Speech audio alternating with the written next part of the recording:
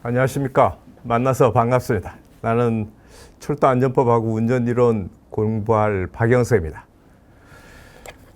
아까 팀장님께서 말씀 많이 하셨으니까 우리 서론할 거 없이 본론으로 막바로 들어가겠습니다. 철도안전법은 우리 앞으로 여러분들이 입사시험 볼 때도 필요할 겁니다. 입사시험 볼 때는 철도안전법을 보지 않고 철도산업발전기본법, 철도사업법, 또 철도공사법 이렇게 볼 겁니다.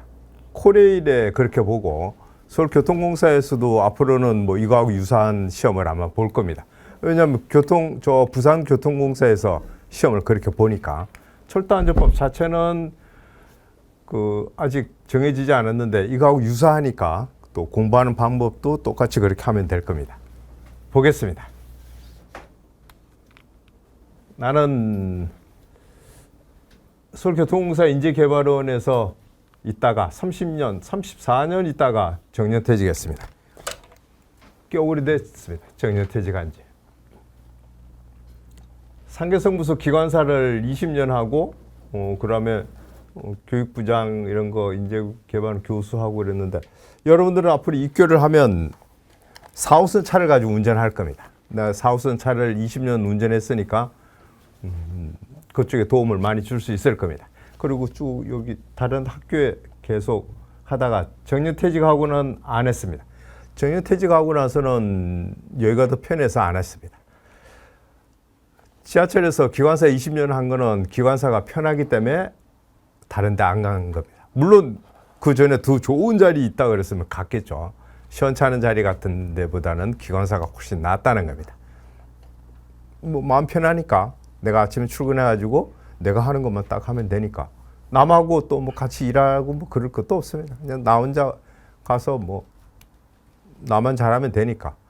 그렇다고 해서 옆 사람하고 유대관계 안 가지고 그건 아니지만 어쨌든 속 편합니다. 그래서 내가 원하는 만큼 내 일하고 내가 놀고 싶으면 출근 안 하면 되고 전화만 해가지고 나 지금 휴무 노는 날 한우 쓰겠습니다. 그러면 출근 안 해도 됩니다.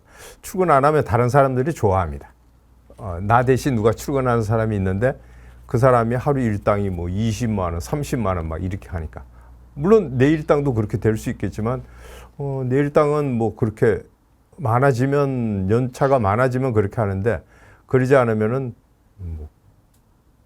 그만큼은 안 되겠죠. 한 10몇만 원 되려나? 그죠? 근데 다른 사람이 와서 일하면 몇십만 원 받습니다. 그래서 내가 안 나오기를 바랍니다. 많은 사람들이. 야간 같은 거 나오면 하루 한 달 분유값이나 기저귀 값이 생기니까 괜찮습니다. 기관사를 오래 한 이유는 기관사 속편에서 그렇게 했다고 그러죠. 물론 더 좋은 자리 안 갔을 그런 것도 있지만 기관사 하여튼 할만합니다. 서울교통공사 입사시험을 붙이면 여기서 면접을 볼 겁니다. 이 자리에서. 한 5층쯤에서 면접을 보고 갈 겁니다. 이건 인재개발원입니다. 3층에 여러분들 교실이 있을 겁니다. 가능하면 서울 소재 인재개발원 또 교육기관 가는 게 좋겠죠. 서울과기대, 서울교통공사, 또 코레일. 교통대학교도 코레일하고 같이 붙어 있죠. 의왕시에 있습니다. 서울 저쪽, 서쪽 또 남쪽 있는 사람들은 코레일이나 서울교통대학교 그쪽 인재개발원이 좋을 겁니다. 근데 인재개발원은 좋고 나쁘고는 별로 없습니다. 다 비슷비슷합니다. 본인 어차피 가면 30명이 이렇게 팀워크를 이뤄가지고 다 서로 공부하고 하니까 또 중간에 술 잘 먹는 사람들이 이렇게 만나기도 하고 그렇게 하니까 한 5달 정도 교육을 받을 겁니다. 500만 원 안팎으로 교육비는 들고 요즘은 돈이 있어야지 교육도 받죠. 법은 금방 바뀐 거 가지고는 시험 보지 않습니다. 금방 바뀐 거 가지고 말은 1회차 그런데 한 2회차 정도 지나면은 그때부터 시험을 볼 겁니다. 근데 입교 시험에는 그렇지 않습니다. 법 바뀐 거 금방 엊그제 바뀐 거 오늘 이렇게 시험 나올 수도 있습니다. 철도안전법은 어떻게 생겨났는가 보니까 물론 책에 나온 것만 여러분들은 공부하면 됩니다. 책에 나오지 않은 거는 뭐 공부하지 않아도 됩니다. 그냥 참고로만 알면 되겠습니다. 2004년도에 철도안전법이 만들어졌고 시행되기는 2005년도에 됐군요. 2004년도에 무슨 일이 있었는가 보니까 2004년 전에 2003년도에 고속철도 그 건설공단이라는 게 생겼습니다. 건설 회사가 있었습니다. 그래서 고속철도를 완공을 하고 거기서 근무하던 사람들이 갈 데가 없어진 겁니다. 또 철도청이라는 게 있었는데 그 철도청 직원하고 이렇게 서로 갈 데가 없어졌습니다. 그래서 철도공사라는 것을 만들었습니다. 2004년 1월 1일에 또 국가철도공단이라는 것도 만들고 그 두 군데로 이렇게 사람들을 다 배치하는 과정이었습니다. 철도산업발전기본법을 만들고, 근데 이걸 왜 철도산업기본법을 얘기하느냐 하면 철도산업발전기본법을 입사시험에 볼 겁니다. 여러분들 코레일에 가면 여러분들은 목적이 하여튼 코레일, 서울교통공사, 부산교통공사, 대구 정도, 그 정도 간다고 생각하시면 되겠습니다. 나머지 인천도 있고 광주, 대구 이렇게 쭉 있는데 그런 데는 사람을 많이 뽑지는 않습니다. 한 7명, 어떤 데는 3명, 15명 이렇게 뽑아가지고 별로 경쟁률도 심하고 그래서 별로 눈여겨보지 않아도 됩니다. 있으면 보고. 근데 서울이나 또 부산, 코레일 이런 데서는 한번 뽑을 때마다 150명, 120명, 몇 년 전에는 250명 이렇게씩 뽑았습니다. 경쟁률은 한 20대 1 이 정도. 근데 일반직은 한 100대 1, 기술직은 40대 1 이 정도 하죠. 20대 1? 엄청난 것 같지만 별거 아닙니다. 우리 학원에도 보통 등록을 하고 접수하면 한 10명 이렇게 합니다. 그리고 진학 기수에 떨어지고 이렇게 하면 한 20명 정도씩 이렇게 15명에서 20명 정도가 계속 강의를 듣고 하는데 마지막 강의까지 듣는 사람은 10명 정도뿐이 안 됩니다. 반이 떨어집니다. 또 나머지 다른 것도 계속 떨어집니다. 실제 시험 보면 한 1000명 정도가 왔다 갔다 계속 움직이는데 나머지 한 500명은 허당입니다. 알바를 하든 직장을 다니든 뭘 하든 모르겠지만 그냥 허당입니다.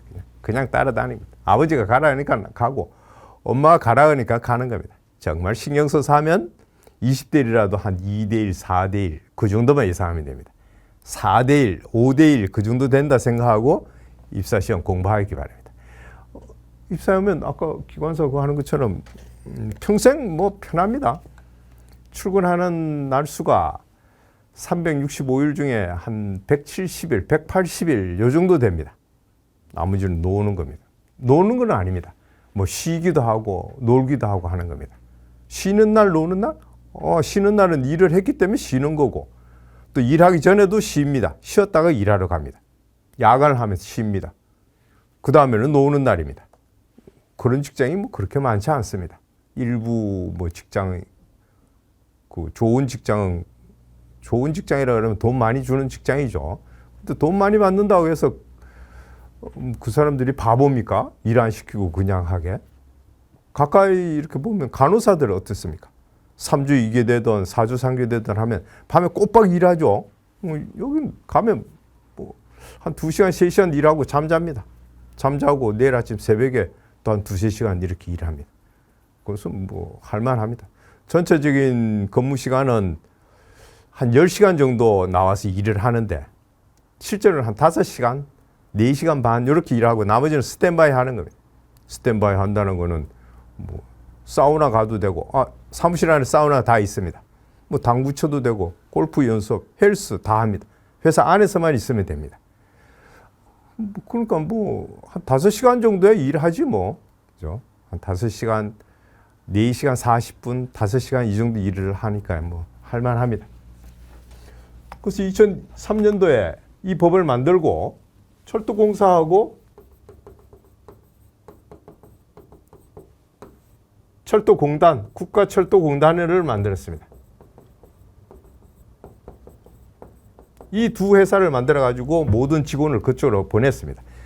철도청 직원이나 여기 고속철도 했던 사람, 건설에 참여했던 사람, 이 두 군데로 보냈습니다. 그리고 2003년도에 대구 지하철 화재나 뭐 이런 게 생겨가지고 좀 더 체계적으로 만들어 놔야 되겠다. 철도 종사자도 체계적으로 만들어야 되겠고 안전관리에 대해서도 좀 체계적으로 해야 되겠다 그래가지고 요걸 만들었습니다. 만들고 요것도 만들었습니다. 그렇겠군요. 여러분들이 공부하는 책은 8월 17일까지, 내년 8월 17일까지 그걸 기준으로 했습니다. 책을 더 뭐 추가해서 법을 추가해서 보고 그럴 필요는 없겠습니다. 철도안전법은 헌법 밑에 있는 법입니다. 말 그대로 법입니다. 그래서 법에서 다 하지 못한 얘기를 대통령이 얘기를 합니다. 법에서 다 못한 얘기는 대통령이 합니다. 일단 우리는 이거 하고 대통령이 다 얘기 못한 거는 장관이 이렇게 합니다. 그래서 이 세 개를 배울 겁니다. 그리고 또 고시, 지침 이런 얘기가 있는데 저것도 배울 겁니다. 두 개만 배울 겁니다.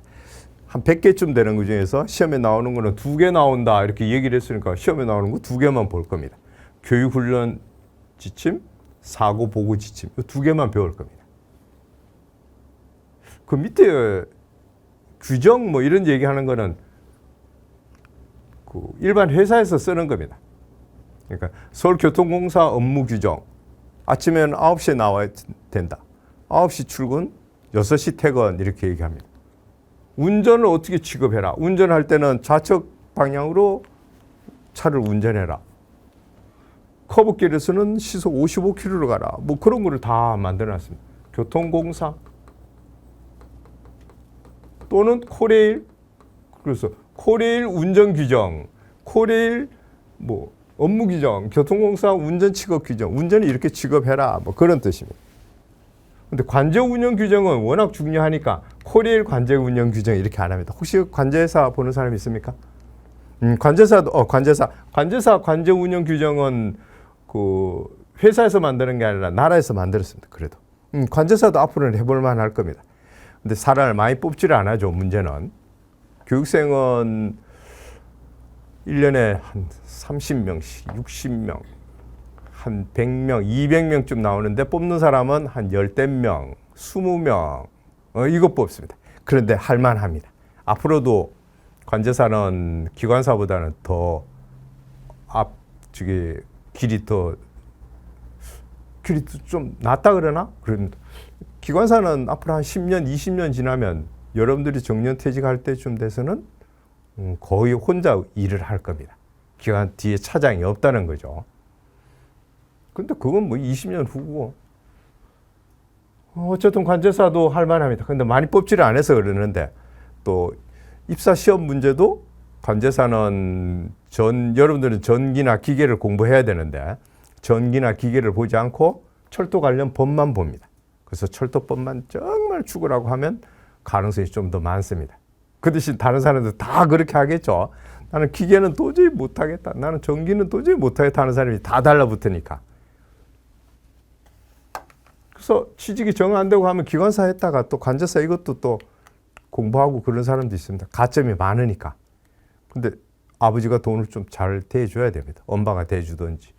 이거는 500만 원 하는 한 550, 한 600 가까이 되니까. 그럼 교육비만 1,000만 원? 중간에 담배 피우고 술 먹고 하면 또 2,000만 원, 한 2,000만 원, 3,000만 원. 그쯤 들군요. 근데 그 돈 좀 더 보탤 것 같으면 비행기 조종사 하는 것도 비행기 조종사가 한 1억 정도 든다 그러죠. 그럼 그것도 뭐 할 만합니다. 근데 문제는 입교 시험이 문제죠. 비행기 조종사 입교 시험. 여기도 우리 기관사 아니 그렇죠. 면허 입교 시험 있듯이. 어쨌든 요거 우리 그렇게 시험을 봅니다. 법을 보는군요. 그리고 아까 그 같은 규칙 중에서 뒤쪽에 보면 그 차량 운전 규칙, 도시철도 운전 규칙 이런 것도 있습니다. 그것도 규칙 그러면 다 장관이 얘기하는 거니까 그것도 볼 겁니다. 운전에 대한 규칙이군요. 운전을 어떻게 하라. 도시철도는 지하철에 대해서 얘기하는 겁니다. 지하철은 우측 통행해라. 철도 차량은 좌측 통행해라. 그런 거를 쭉 공부할 겁니다. 순서는 이렇게 되는군요. 총칙도 있고 어쩌고저쩌고 쭉 있는데 지난번 원주 시험에서 철도안전법은 몇 조로 되어 있느냐 이 얘기가 나왔습니다. 9장 83조인데 이런 거 외우면 떨어집니다. 이거 아까 뭐 쓸데없는 거 외우면 떨어집니다. 집에서 외우지 뭐하러 하고 나서 이걸 배웁니까? 어쨌든 송원대학교나 그 광주에 있는 송원대학교나 원주에 있는 한라대학교 갈 사람 아니면 이거 외우면 안 됩니다. 필요 없는 거 외울 것 같으면 집에서 외우시기 바랍니다.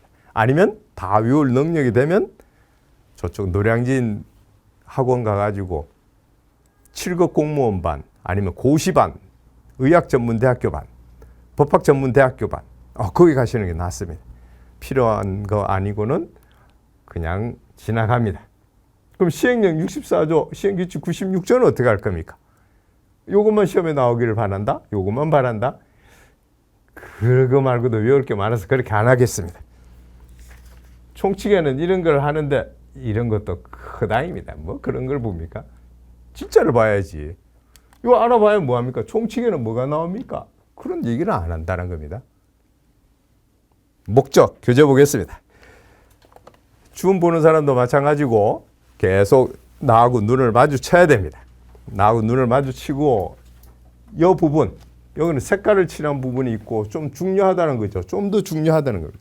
색깔 칠한 것도 중요한 부분이군요. 이 색깔 칠한 부분. 좀 더 중요하다는 부분이군요.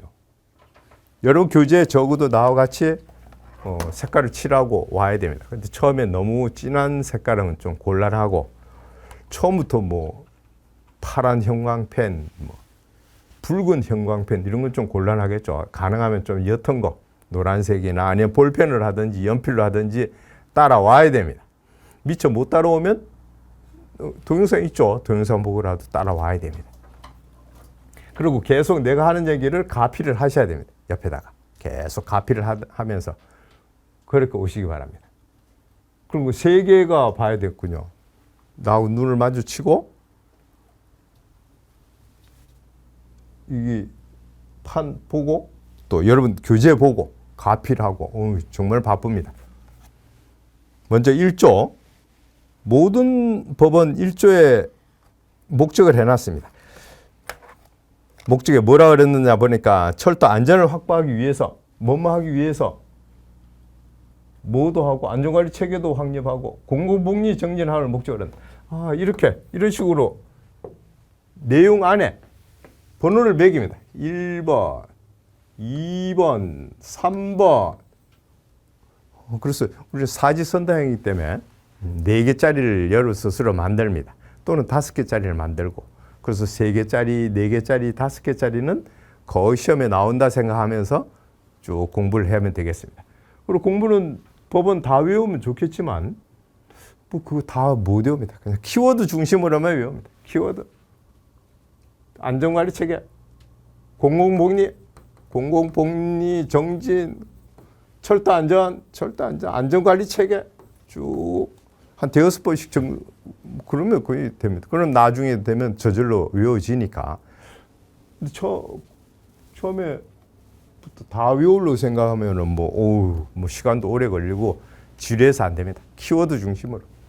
키워드도 봐가지고 보면 생각나면 되니까 우리는 객관식이니까 외울 거는 뭐 하나 정도만 외웁니다.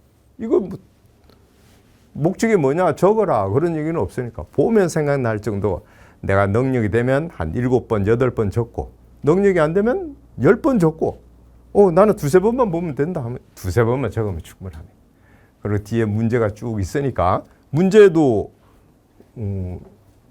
이렇게 키워드 중심으로 쭉 잡아내면 됩니다. 공공복리라 그러면 헌법에서도 공공복리를 위해서 제한할 수 있군요. 개인의 자유와 권리를. 자유민주주의 국가에서도 할 수 있다는 겁니다. 법이라는 게 제약하기 위해서 법을 만들었으니까. 철도 안전을 위해서 선로에는 들어가지 마라. 선로에 들어가면 징역 살린다. 철도 안전을 위해서 철도 경찰이 하는 얘기는 들어라. 또 차 타려면 철도 경찰이 가방 열어보라 그러면 열어라. 안 열면 차 못 탄다.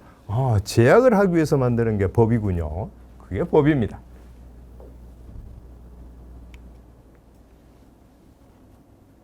대통령령, 대통령이 얘기한 게 대통령령입니다. 철도안전법에서 위임한 사람, 위임이라 그러면 권한을 주는 겁니다. 그래서 법은 아까 국회에서 만들었죠. 국회에서 만들어가지고 국회의원들이 다 얘기를 못하니까 대통령한테 얘기하고, 대통령한테 얘기하니까 대통령도 다 얘기를 못하고, 그래서 요구를 장관한테 또 얘기를 해주는군요. 두 가지. 여기서는 하나만 받았는데, 위임 그러면 권한도 다 받는 겁니다. 권한. 위임, 나중에 위탁이라는 말을 배울 텐데, 위탁 그러면 업무의 위탁입니다. 일하는 거를 대신 하는 겁니다. 나중에는 그것도 이제 쭉 알려줍니다.